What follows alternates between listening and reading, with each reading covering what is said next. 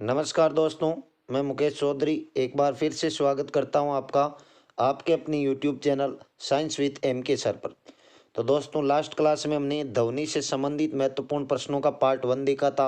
आज इसी के पार्ट 2 की बात करेंगे। तो दोस्तों, वीडियो अच्छा लगे तो आप लाइक और शेयर कीजिएगा, और जो भी इस चैनल पर नए हैं वो चैनल को सब्सक्राइब करके बेल आइकन को दबा लें, ताकि अगले वीडियो का नोटिफिकेशन आप तक सबसे पहले पहुंच सके।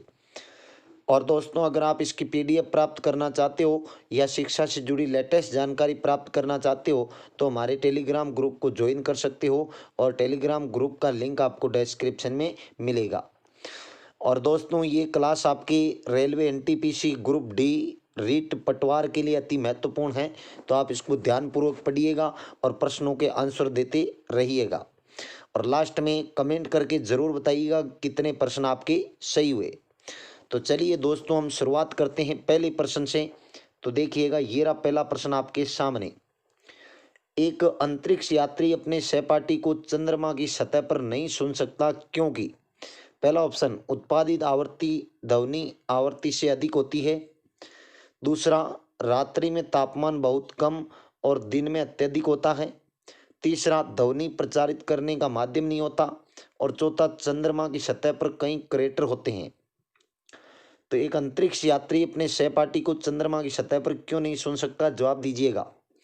यहाँ पर आपका सही जवाब होगा दोस्तों सी ऑप्शन, ध्वनि प्रचारित करने का माध्यम नहीं होता। वहाँ पर ध्वनि जो प्रसारित होती है उसके प्रसार करने का माध्यम नहीं होता। चलिए अगला प्रश्न देखिएगा। कौन सी प्रक्रिया प्रकाश और ध्वनि दोनों में घटित नहीं होती है?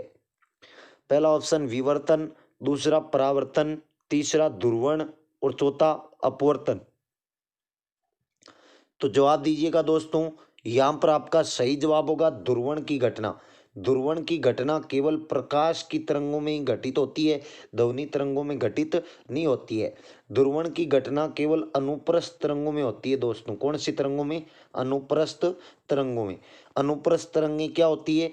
जब तरंग गति की दिशा माध्यम के कणों के अगर लंबवत हो, मान लो ये कोई माध्यम है, इसके कण इस प्रकार से गति कर रहे हैं और तरंग गति की दिशा इनके लंबवत है, तो उसकी प्रकृति होगी अनुप्रस्थ। जैसे प्रकाश की तरंगें, रेडियो तरंगें, एक्स तरंगें, विद्युत चुंबकीय तरंगें, ये अनुप्रस्थ प्रकृति की होती है। तो अनुप्रस्थ तरंगों में ध्रुवण की घटना घटित होती है और ध्वनि तरंगों में नहीं होती। ध्वनि की तरंग अनुदैर्ध्य प्रकृति की होती है, ध्यान रखना। चलिए अगला प्रश्न देखिएगा। चिल्लाते समय व्यक्ति हमेशा हथेली को मुंह के समीप रखते हैं, क्योंकि पहला ऑप्शन, उस स्थिति में ध्वनि ऊर्जा सिर्फ एक दिशा में इंगित होती है। दूसरा, ध्वनि पूर्णता ध्वनि की बढ़ जाती है। तीसरा, ध्वनि स्वर का उतार चढ़ाव बढ़ जाता है। और चौथा, इस कार्रवाई का ध्वनि पर कोई प्रभाव नहीं होता। तो जवाब दीजिएगा, चिल्लाते समय व्यक्ति हमेशा हथेली को मुंह के समीप रखते हैं, क्यों? तो यहाँ पर आपका सही जवाब होगा, उस स्थिति में ध्वनि ऊर्जा सिर्फ एक दिशा में इंगित होती है, इसलिए अपने मुंह के समीप रखते हैं हथेली को। चलिए अगला प्रश्न देखिएगा। बहुत ही अच्छा प्रश्न है, बहुत बार पूछा जाता है दोस्तों। डेसिबल इकाई का प्रयोग किया जाता है। पहला ऑप्शन, प्रकाश की गति के लिए। दूसरा, ऊष्मा की तीव्रता के लिए। तीसरा, ध्वनि की तीव्रता के लिए। और चौथा, रेडियो तरंग की आवृत्ति के लिए। तो जवाब दीजिएगा दोस्तों। यहाँ पर आपका सही जवाब होगा ध्वनि की तीव्रता के लिए। ध्वनि की तीव्रता को मापा जाता है डेसिबल में। तो यहाँ पर आपका सी ऑप्शन सही होगा। चलिए अगला प्रश्न देखिएगा। प्रतिध्वनि का कारण है। पहला ऑप्शन, ध्वनि का परावर्तन। दूसरा, ध्वनि का अपवर्तन। तीसरा, ध्वनि का अवशोषण। और चौथा, ध्वनि की चाल। बहुत ही अच्छा प्रश्न है, बहुत बार पूछा गया है दोस्तों। जवाब दीजिएगा, प्रतिध्वनि का क्या कारण है? तो प्रतिध्वनि का कारण है दोस्तों आपके ध्वनि का परावर्तन। क्या है? ध्वनि का परावर्तन। ध्वनि के परावर्तन के कारण ही हमें प्रतिध्वनि सुनाई देती है। और स्पष्ट प्रतिध्वनि सुनने के लिए श्रोता और माध्यम के बीच दूरी होनी चाहिए 17 मीटर, लगभग अपने 16.8 मीटर होती है, जिसको अपन 17 मीटर भी लिखते हैं। चलिए अगला प्रश्न देखिएगा।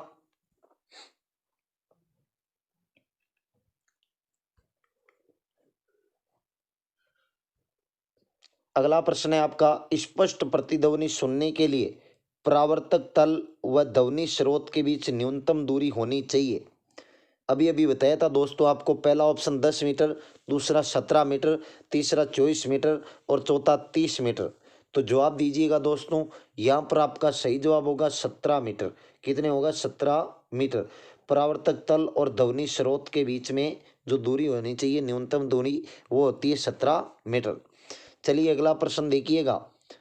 रडार की कार्य प्रणाली निम्न सिद्धांत पर आधारित होती है। पहला ऑप्शन रेडियो तरंगों का अपवर्तन, दूसरा रेडियो तरंगों का परावर्तन, तीसरा डॉपलर प्रभाव और चौथा रमण प्रभाव।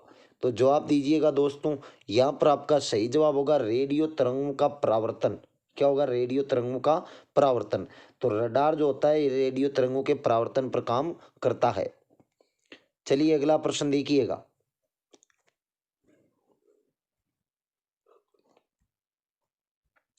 किसी प्रतिध्वनि को सुनने के लिए मूल आवाज और प्रतिध्वनि के बीच का समय अंतराल क्या होना चाहिए? पहला ऑप्शन 1/10 सेकंड के बराबर, दूसरा 1/10 सेकंड से कम, तीसरा 1/10 सेकंड से अधिक और चौथा इनमें से कोई नहीं। तो दोस्तों जवाब दीजिएगा, यहाँ पर आपका सही जवाब होगा 1/10 सेकंड से अधिक होना चाहिए। कितना होना चाहिए? 1/10 सेकंड से अधिक। चलिए अगला प्रश्न देखिएगा, बहुत ही अच्छा प्रश्न है। अच्छे ऑडिटोरियम की दीवारें, छत व फर्श किसी रेशेदार पदार्थ, कालीन, ग्लास, फाइबर आदि से ढके रहते हैं। इसका उद्देश्य होता है, पहला ऑप्शन ऑडिटोरियम को सुंदर बनाना, दूसरा निर्माण की लागत को कम करना, तीसरा ऑडिटोरियम में आग से सुरक्षा करना और चौथा ध्वनि का अवशोषण करके प्रतिध्वनि को रोकना। तो जवाब दीजिएगा दोस्तों, यहाँ पर आपका सही जवाब होगा दोस्तों डी ऑप्शन, ध्वनि का अवशोषण करके प्रतिध्वनि को रोकना। चलिए अगला प्रश्न देखिएगा। ध्वनि का प्रभाव मानव के कान में कितने समय तक रहता है? ध्वनि का प्रभाव मानव के कान में कितने समय तक रहता है? पहला ऑप्शन 1/5 सेकंड, दूसरा 1/10 सेकंड, तीसरा 1/20 सेकंड और चौथा 1/2 सेकंड। तो बहुत ही अच्छा प्रश्न है दोस्तों, जवाब दीजिएगा। यहाँ पर आपका सही जवाब होगा 1/10 सेकंड। कितना होता है? 1/10 सेकंड। चलिए अगला प्रश्न देखिएगा। ध्वनि तरंगे किसके कारण प्रतिध्वनि उत्पन्न करते हैं? पहला ऑप्शन अपवर्तन, दूसरा विवर्तन, तीसरा परावर्तन और चौथा इनमें से कोई नहीं। तो बिल्कुल ही सिंपल प्रश्न है दोस्तों, जवाब दीजिएगा। ध्वनि तरंगे किसके कारण प्रतिध्वनि उत्पन्न करते हैं? तो यहाँ पर आपका सही जवाब होगा परावर्तन के कारण। किसके कारण? परावर्तन के कारण। चलिए अगला प्रश्न देखिएगा। एक व्यक्ति को अपनी प्रतिध्वनि सुनने के लिए परावर्तक तल से कितना दूर खड़ा रहना चाहिए? पहला ऑप्शन 224 फीट, दूसरा 56 फीट, तीसरा 28 फीट और चौथा 100 फीट। तो स्पष्ट प्रतिध्वनि सुनने के लिए परावर्तक तल से कितनी दूर खड़ा रहना चाहिए? जवाब दीजिएगा, यहाँ पर आपका सही जवाब होगा 56 फीट। कितना होगा दोस्तों? 56 फीट। बी ऑप्शन राइट है। चलिए अगला प्रश्न देखिएगा, बहुत ही अच्छा प्रश्न, बहुत बार पूछा जाता है। स्टेथोस्कोप ध्वनि के किस सिद्धांत पर कार्य करता है? पहला ऑप्शन परावर्तन, दूसरा अपवर्तन, तीसरा विवर्तन और चौथा ध्रुवण। तो स्टेथोस्कोप ध्वनि की कौन से सिद्धांत पर काम करता है? जवाब दीजिएगा, यहाँ पर आपका सही जवाब होगा परावर्तन, रिफ्लेक्शन पर, परावर्तन पर काम करता है। चलिए अगला प्रश्न देखिएगा दोस्तों। स्टेथोस्कोप काम क्या होता है? ये हृदय की ध्वनि को सुनने का यंत्र होता है। चलिए अगला प्रश्न, ये रहा आपके सामने। प्रतिध्वनि तरंगों के रिक्त स्थान के कारण उत्पन्न होती है। पहला ऑप्शन अपवर्तन, दूसरा अवशोषण, तीसरा परावर्तन और चौथा विवर्तन। तो जवाब दीजिएगा दोस्तों, यहां पर आपका सही जवाब होगा परावर्तन के कारण। किसके कारण? परावर्तन के कारण। चलिए अगला प्रश्न देखिएगा।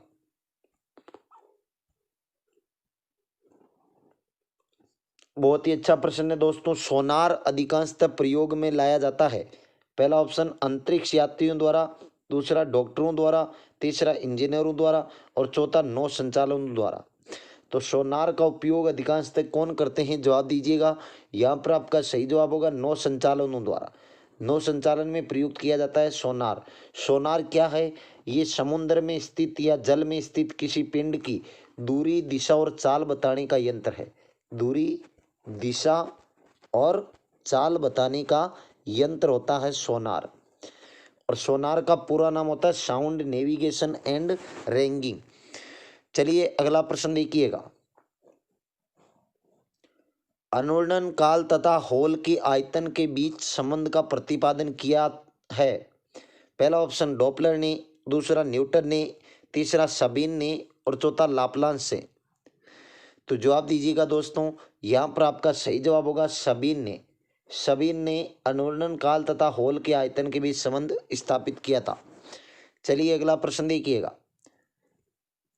जब सेना पुल को पार करती है तो सैनिकों को कदम से कदम मिलाकर न चलने का निर्देश दिया जाता है, क्योंकि पहला ऑप्शन दाब बढ़ने से पुल टूटने का खतरा रहता है, दूसरा पैरों से उत्पन्न ध्वनि के अनुनाद के कारण पुल टूटने का खतरा रहता है, तीसरा डॉपलर प्रभाव के कारण पुल टूटने का खतरा रहता है और चौथा इनमें से कोई नहीं। तो जवाब दीजिएगा दोस्तों। यहाँ पर आपका सही जवाब होगा बी ऑप्शन, पैरों से उत्पन्न ध्वनि के अनुनाद के कारण पुल टूटने का खतरा रहता है। चलिए अगला प्रश्न देखिएगा। हम रेडियो की घुंडी घुमाकर विभिन्न स्टेशनों के कार्यक्रम को सुनते हैं, ये संभव है किसके कारण। पहला ऑप्शन अनुनाद के कारण, दूसरा विस्पंद के कारण, तीसरा व्यतिकरण के कारण और चौथा विवर्तन के कारण। तो जवाब दीजिएगा। यहाँ पर आपका सही जवाब होगा अनुनाद के कारण। किसके कारण, अनुनाद के कारण। चलिए अगला प्रश्न देखिएगा। कहा जाता है कि जब तानसेन गाता था तो खिड़की के कांच या कांच के गिलास के टुकड़े टुकड़े हो जाते थे, यदि संभव भी हो तो वह ध्वनि के किस गुण के कारण होगा। पहला ऑप्शन परावर्तन, दूसरा अपवर्तन, तीसरा अनुनाद और चौथा व्यतिकरण। तो जवाब दीजिएगा दोस्तों। यहां पर आपका सही जवाब होगा दोस्तों अनुनाद के कारण। किसके कारण, अनुनाद के कारण संभव हो पाता है। चलिए अगला प्रश्न देखिएगा। जब हम जल के नीचे सुराही भरने के लिए रखते हैं तो जैसे जैसे सुराही भरती जाती है वैसे वैसे हम विशेष प्रकार की ध्वनि सुनाई देती है, इसका क्या कारण है। पहला ऑप्शन विवर्तन, दूसरा व्यतिकरण, तीसरा अनुनाद और चौथा परावर्तन। तो जवाब दीजिएगा दोस्तों। यहाँ पर आपका सही जवाब होगा अनुनाद। क्या होगा, अनुनाद के कारण। चलिए अगला प्रश्न देखिएगा। बहुत ही अच्छा प्रश्न है, बहुत बार पूछा जाता है। रेडियो का समस्वरण स्टेशन उदाहरण है। पहला ऑप्शन परावर्तन का, दूसरा अनुनाद का, तीसरा व्यतिकरण का और चौथा अपवर्तन का। तो रेडियो का समस्वरण स्टेशन किसका उदाहरण है, जवाब दीजिएगा। यहाँ पर आपका सही जवाब होगा अनुनाद का। किसका है, अनुनाद का। चलिए अगला प्रश्न देखिएगा। जब किसी स्थान पर दो लाउड स्पीकर साथ साथ बजते हैं तो किसी स्थान पर बैठे श्रोता को इनकी ध्वनि नहीं सुनाई देती, इसका क्या कारण है। पहला ऑप्शन परावर्तन, दूसरा व्यतिकरण, तीसरा अपवर्तन और चौथा अनुनाद। तो जवाब दीजिएगा दोस्तों। यहाँ पर आपका सही जवाब होगा बी ऑप्शन व्यतिकरण। क्या होगा, व्यतिकरण। चलिए अगला प्रश्न देखिएगा। समुद्र में स्थान स्थान पर ऊंचे प्रकाश घर बनाए जाते हैं जहां से बड़े बड़े सायरन बजाकर जहाज़ों को संकेत भेजे जाते हैं। कभी कभी जहाज नीरव क्षेत्र में पहुंच जाते हैं जहां सायरन की ध्वनि सुनाई नहीं देती है। ये नीरव क्षेत्र ध्वनि तरंगों के किस गुण के कारण निर्मित होते हैं। तो पहला ऑप्शन परावर्तन, दूसरा व्यतिकरण, तीसरा अपवर्तन और चौथा अनुनाद। तो जवाब दीजिएगा दोस्तों। यहाँ पर आपका सही जवाब होगा व्यतिकरण के कारण। किसके कारण, व्यतिकरण के कारण। चलिए अगला प्रश्न देखिएगा। जब हम कमरे के अंदर बैठे रहते हैं तो यद्यपि हम बराबर के कमरे में बातचीत करने वाले व्यक्तियों को देखते हैं तो नहीं, परंतु उनकी आवाज़ अवश्य सुन लेते हैं। इसका कारण है ध्वनि का। पहला ऑप्शन परावर्तन, दूसरा अपवर्तन, तीसरा व्यतिकरण और चौथा विवर्तन। तो जवाब दीजिएगा दोस्तों। यहाँ पर आपका सही जवाब होगा विवर्तन। क्या होगा? विवर्तन। चलिए अगला प्रश्न देखिएगा। किसी ध्वनि स्रोत की आवृत्ति में होने वाले उतार चढ़ाव को क्या कहते हैं?